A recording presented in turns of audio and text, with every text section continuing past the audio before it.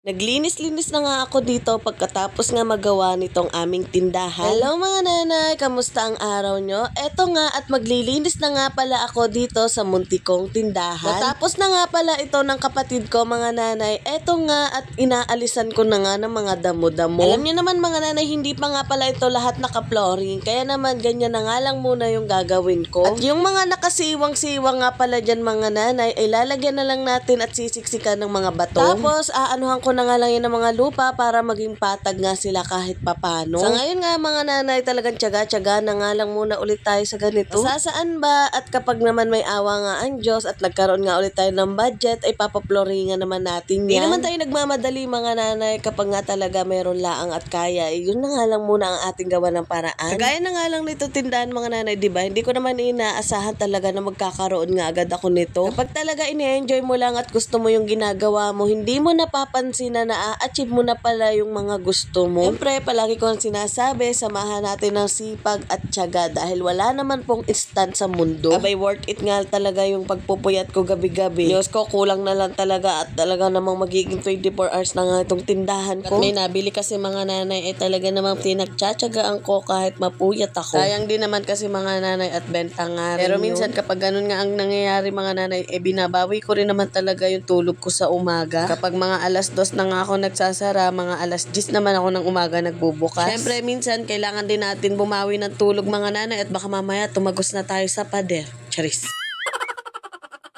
So, dito nga mga nanay, iniisa-isa ko na nga ang pagdi-display ng mga candy at tinapay ko. Mga oras na ito mga nanay, parang ako hindi napapagod kasi excited talaga ako. Pero kinabukasan talaga mga nanay, napagod talaga ako at ang sakit talaga ng mga katawan ko. Siguro ganun talaga kapag gustong-gusto mo yung isang bagay, parang hindi ka nakakaramdam ng pagod. That time kasi mga nanay, iniisip ko nga kung paano pa ba yung mga i-display ko at ano pa nga ba yung mga gagawin ko dito sa tindahan ko. Ang dami pa talagang kailangan gawin dito sa tindahan mga nanay, tulad nga lang nitong mga estante. Wala pa nga ako niyan. Ginagamit ko kasi ngayon mga nanay ay sure ako nga nung dalaga pa ako. Gustong gusto ko nga magkaroon nga ng metal organizer rack para naman kahit pa paano nga ay malaki at maganda nga yung pagdidisplayhan ko. Sana nga ay magkaroon na nga ako noon or baka naman may gustong mag-sponsor dyan. Charis.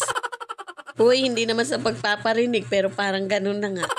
Sa bawat nadaan nga dito mga nanay, palagi nga napapansin itong tindahan ko. Ano ba naman mga nanay, nabibigla nga sila at meron na nga daw akong tindahan. Nalalagpasan nga daw nila itong tindahan ko kasi hindi nga daw nila alam na ito na pala yun. Ito rin pala yung advantage mga nanay kapag talaga nakabukod yung tindahan sa loob ng bahay nyo. Ibig ko sabihin mga nanay, yung nakikita baga agad yung tindahan mo. Kasi talagang pinupuntahan nila at nagtatanong kung meron nga ba akong tindang ganon o ganyan. Kapag meron naman nga mga nanay, sa akin na rin naman talaga sila nabili. At nung may tindahan pa nga ako doon sa loob ng bahay namin mga nanay, parang pag tumitingin sila sa akin, yung tipong parang hinuhusgahan ka. Ewan ko lang, para sa akin lang naman. Yung parang tingin nila na minamaliit ka kasi ganun lang yung tindahan tapos mo. Tapos dinadaan-daanan ka lang talaga. Pero okay lang din naman sa akin yun at hindi ko naman mapiplease lahat ng tao na sa akin bumili, diba? Kaya thankful pa din talaga ako sa mga loyal customer ko. Dahil kahit papaano nga mula sa simula at hanggang dito nga sa mayroon na nga akong tindahan, sa akin pa rin nga sila nabili. Kaya naman thank you nga po sa inyong lahat. O siya, hanggang dito na lang muna ulit mga nanay at medyo mahaba na nga ulit itong video ko. At kung umabot ka nga hanggang dito sa dulo, ay maraming salamat po. Please follow, like, and share nyo na rin po itong video. Yun lang. Thank you for watching. Bye-bye and God bless.